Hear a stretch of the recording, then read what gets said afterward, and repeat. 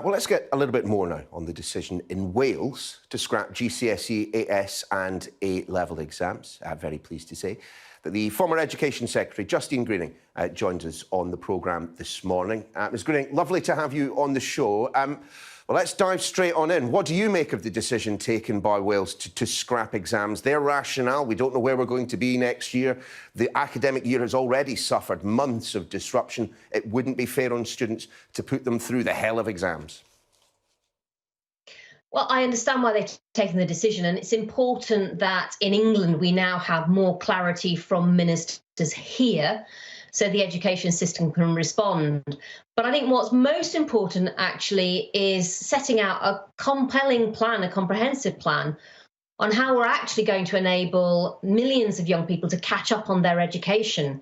From my perspective, actually how you then choose to assess their attainment next summer is almost the second part of that plan that you need to have in place, not the first part. So what we now need is, we've seen a Herculean effort on getting a vaccine for COVID, and we now need to see that same kind of focus on how we can make sure that young people's education isn't disrupted in the long term because of what's happened over the pandemic. I think there is an issue about how we make sure that the assessment of young people's attainments next summer is done fairly. I think that is a real issue to be looked at. But I also think there are other ways of doing that without having to necessarily cancel exams entirely, whether it's having a narrow curriculum, whether it's allowing young people to have an open book exam where they can take in textbooks. Let's face it, a lot of doing well in exams is also about just being able to remember things under pressure. And I think behind that now, there was a wider opportunity that we can still take to look more carefully at what do we want our young people to actually know coming out of the education system. There's a huge debate, of course, triggered by Wales and their decision about how we measure what our young people are learning. I think we need a much broader debate on what they're learning in the first place. And many of the businesses that we work with through the Social Mobility Pledge look well beyond academics to this much wider skill set and potential that young people have. I think it's time for businesses, universities and the wider education system to get together and say, how can we move beyond maybe this just old-fashioned narrow lens on academics to make sure the school system is genuinely building up those broader skills that we know our young people will need for success in later life.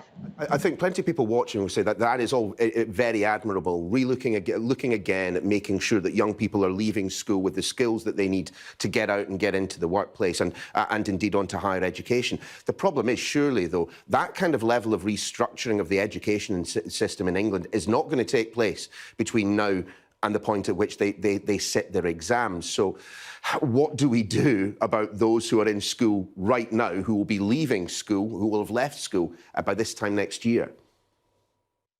Well, as I say, there's two parts to that. There is, first of all, the plan around having them catch up. I think we haven't seen a comprehensive enough plan from ministers yet. The second question then is how we can make sure we examine the attainment of young people and whether, frankly, exams are sufficiently robust to be able to still work, given how disrupted education is. The more disrupted our education is, the less of a catch-up plan, then the less applicable exams will be in the summer. But make no mistake, if the government ploughs on with exams, as I think at the moment it's planning to do, and it hasn't put that catch-up plan in place, then the test results will be as much an indication of the ineffectiveness of no catch-up plan as it will be on those young people, because you will really see, I think, without more robust action from ministers, a growing gap in education inequalities that will show up in those exam results. The point I really want to make is we should be avoiding that by putting as much focus on